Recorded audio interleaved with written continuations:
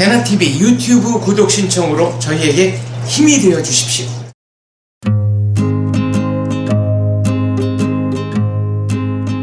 김학철의 연기교실 14번째 시간입니다. 14. 네. 상식을 배반하라. 이건 또 무슨 얘기입니까? 관객의 예상대로만 연기하지 마라. 관객한테 버림받는다.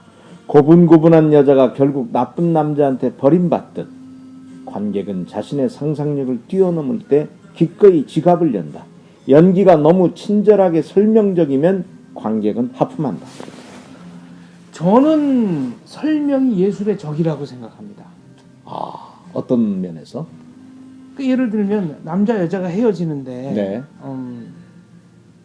바람이 차네 뭐 이런 식으로 딴 얘기를 해야지. 예. 그러니까 내가 뭐뭐해서 네가 싫어졌어. 그렇죠. 예를 들면 이제 구체적으로 그 설명하면 한국식 화법이라는 거는 자 남편이 농사일을 마치고 지게를 жил머지고 이제 집에 들어왔습니다. 네. 근데 부인이 선반을 매려고 막 망치질을 하고 있는데 잘 안 돼요. 네. 남편이 에잇 그리고 자기가 이제 망치질을 열심히 해서 이제 톡톡톡 해서 선반을 맵니다. 그러면 한국의 전통적인 커뮤니케이션 방법은 여보 고마워. 내가 못했는데 당신이 이렇게 해주니까 너무 좋네. 이거 꼭 필요했는데 이러는 게 아니고. 아니죠. 절대 설명하지 않지. 먼 산을 보면서 무심한 듯이 아이고 서방 없는 년은 어찌기 산디야. 애둘러서. 네. 오태도 선생님 화법이네요. 그렇죠. 예. 그러니까 이제 점심 먹었니? 꼭 이럴 때는 이제 학생들, 극작을 배우는 학생들은 점심 먹었니?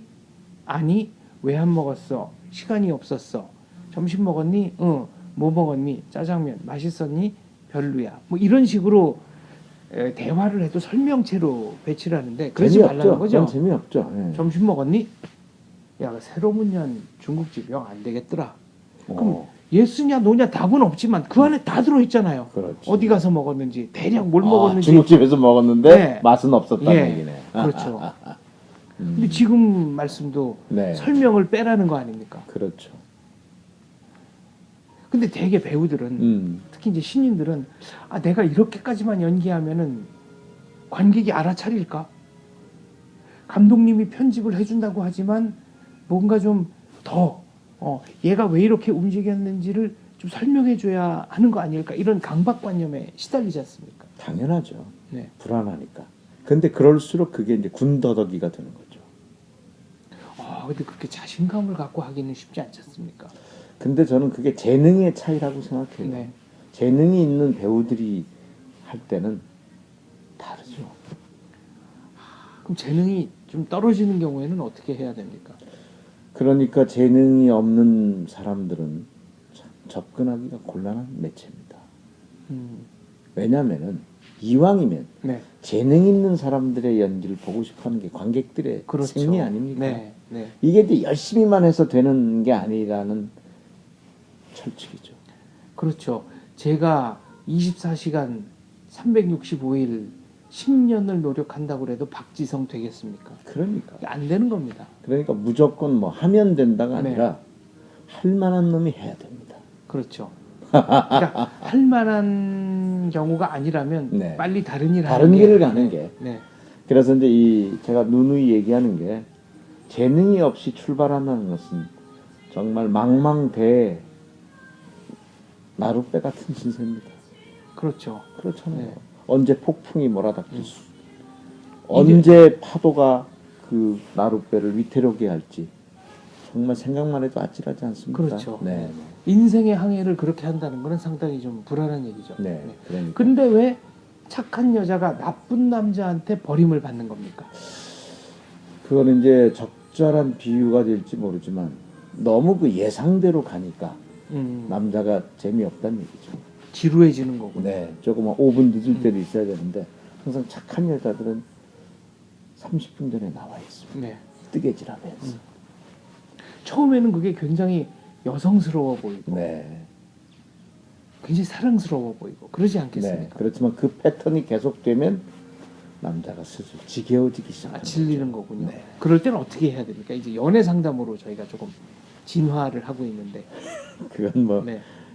또 고수들이 있을 테니까. 저는 얼굴이 불친절하게 네. 생겼기 때문에 연애는 잘 모릅니다. 이렇게 또 피해 가시는군요. 네. 그러니까 아무튼 연기라는 거는 예상대로 하면은 안 되는 거다라는 거네요. 그렇죠. 네. 그러니까 끊임없이 관객들이 네. 왜 저런 행동을 하지? 왜? 호기심이 생겨야죠. 그렇죠. 아무리 훌륭한 투수라도 타자가 예상하는 코스로 예상하는 구질의 공을 던지면 네, 홈런 맞습니다. 그렇죠. 네. 예상대로 하니까. 그 예상을 깨는 네, 의표를 찌르는 이게 스포츠의 본질 가운데 하나죠. 반전. 반전. 네, 그러니까 공격도 수비가 예측한 방식으로 예측한 방향으로 공격하면 너무너무 막기 쉽습니다. 아주 간단하게 막아냅니다. 예를 들면 어떤 게 있을까요? 그러니까 예를 들면은 이제 저 팀은 무조건 미드필더가 공을 잡으면은 윙한테 갈라준다. 아, 그래서 윙이 가운데로 크로스를 올리고 가운데서 따먹는다. 아하. 그러면은 네. 이 선수가 자 쟤네들은 어차피 단독 돌파는 안 하니까 아. 양옆으로 가는 길목만 딱 지키고 차단하면 있죠. 되겠군요. 예. 아하.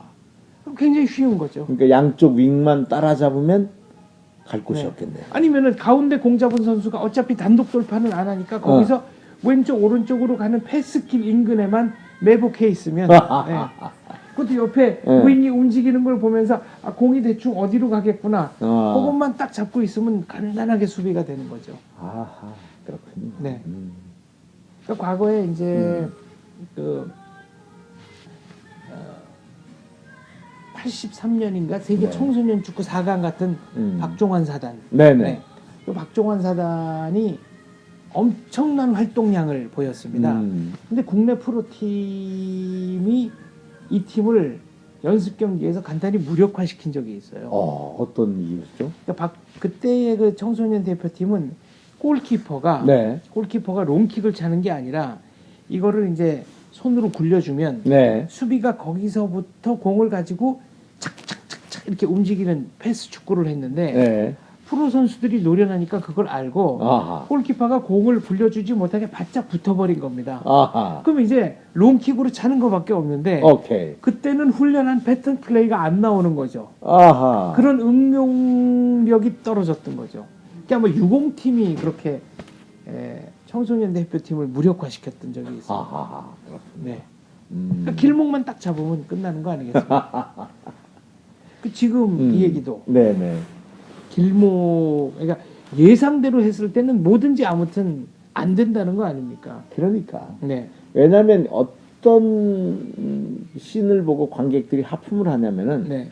어떤 그 교통사고가 났어요. 예를 네. 들면 그러면 그 교통사고가 나고 앰뷸런스가 오고 병원에 실려가고 응급실로 가고 수술하고 이런 걸 다 지루하게 보여주는 씬이 있어요. 그렇죠. 막 그럼 관객은 아우 이거 뭐 지루한 거죠. 근데 어떤 씬은 교통사고가 난 것 같은데 바로 그 다음 씬에서 목발 짚고 걸어 나옵니다. 네. 그러니까 생략. 그러니까 그래서 제가 야 저거는 정말 경제적이다. 불필요한 곁가지들을 다 쳐버리고 네. 바로 이제 목발 짚고 나오면서 얘기는 또 시작되는 거예요. 드라마가 일상생활과 다른 게 뭡니까? 축약해서 그렇죠. 압축적으로 핵심만 보여주면 되는 거 아니겠습니까? 그겁니다. 네. 근데 그냥 그거를 친절하게 다 설명하면 시청자들이나 관객들이 좋아할 줄 아는데 지루해. 오히려 자기를 배반하길 좋아하죠. 이건 뭐지? 저건 뭐야? 또 왜 저렇게 네. 됐지? 네. 먼저 결과를 탁 던져놓고 네. 유추할 수 있게. 14번째 팁. 다시 한번 읽어주시죠. 네. 의외성. 14. 상식을 배반하라. 관객의 예상대로만 연기하지 마라. 관객한테 버림받는다. 고분고분한 여자가 결국 나쁜 남자한테 버림받듯 관객은 자신의 상상력을 뛰어넘을 때 기꺼이 지갑을 연다. 연기가 너무 친절하게 설명적이면 관객은 하품한다. 그렇죠. 아니 사실 관객들이 공연장에 가서 연극을 보거나 뭐 텔레비전 드라마를 보거나 영화를 보는 거는 자기가 생각하지 못했던 뜻 기발한 거, 네. 자기의 상상력을 뛰어넘는 아이디어를 보거나 네. 그런 장면을 보려고 가는 거 아니겠습니까? 그렇죠. 네. 네. 그래서 기꺼이 돈을 지불한 거 아닙니까? 네. 지갑을 열고. 그런데 자기의 예상대로만 가면은 그 하품이 나올 수밖에. 근데 되게 네. 이 상상력을 뛰어넘는다는 게 간단한 일은 아닌 것 같아요. 간단한 일은 아니죠. 네. 네. 어떻게 그러면은 그 시나리오나 뭐 대본이나 뭐 희곡이 있을 텐데 배우 입장에서는 그 평범함, 어떤 예측 이걸 어떻게 뛰어넘을 수 있습니까? 그러니까 제가 방법을 좀 제시하고 싶은 게 네. 신박한 장면에서 오히려 부드러운 목소리로 얘기하는 겁니다. 어떻게 그게 가능합니까? 눈빛은 강렬한데 네. 말은 부드러울 때 이중성이죠. 그러면 관객들은 저건 긴장하게 뭐지? 되죠. 네. 근데 눈빛도 부드럽고 말도 부드러우면 그거는 지루하죠. 뻔하네요. 네. 그렇죠. 어떤 실례를 하나만 좀 들어주시겠습니까? 뻐꾸기 둥지로 날아간 새 잭 니콜슨의 연기가 그렇습니다. 네. 눈빛은 아주 강렬한데 말은 굉장히 부드럽게 나와요. 그게 모든 상황에서 굉장히 극적 대비를 이룹니다. 그러니까 극적 대비라는 거는 등장인물 간에도 네. 일어날 수 있지만 한 배우의 표정만 가지고도 네. 얼마든지 구현할 수가 있다라는 거네요. 그러니까 그 다음에 어떤 표정이 나올지 예측 불허니까 네. 그 배우의 연기에 빨려 들어가는 거죠. 김학철 연기 중에 바로 그런 대목이 있었다면 어떤 게 있겠습니까? 옛날에 청부라는 네. 하이네 밀러의 작품이었는데 이윤택 선배가 네. 연출한 그때 7분짜리 모노드라마 씬이 나옵니다. 네. 그때는 정말 저도 모르게 예측 불허의 연기가 나왔어요. 강렬하게 소리를 칠 것 같은데 오히려 속삭이고 네. 속삭일 것 같은데 포효하고 그런 것들이 몇 가지가 나옵니다. 그것은 철저한 대본의 어떤 그 설계, 분석과 분석, 설계에 의한 끊임없는 시행착오. 네. 그래서 연습은 박신양 씨가 얘기한 게 맞아요. 자꾸 틀려봐야 돼요. 틀리기 위해서 연습하는 겁니다. 그러니까 정말 슬플 때는 울음도 안 나온다 이런 얘기네요. 그렇죠. 왜냐하면 기가 막혀서. 울 수 있다는 건 아직 슬픔이 극대화되지 않았다는 얘기죠. 그러니까 눈물을 막 적절하게 흘리면서 뭐 우리 아들 좋은 데 갔어. 말은 이렇게 일상적으로 뱉어야 된다는 거네요. 더 슬퍼지죠. 네. 네. 그래서 오히려 막 절규하고 이럴 때보다 조금씩 이렇게 간헐적으로 짐승의 울음소리 같이 이렇게 삐져나올 때 네. 그때 굉장히 더 슬퍼집니다. 알겠습니다. 항상 상상력을 뛰어넘어라. 결국은 대본이든 시나리오든 갖고 나서 정말 열심히 뭐 그 어떻게 하면 관객의 상상력을 배우 차원에서 뛰어넘을 수 있을지를 그 싸움이죠. 연구를 해야 되는 거네요. 네.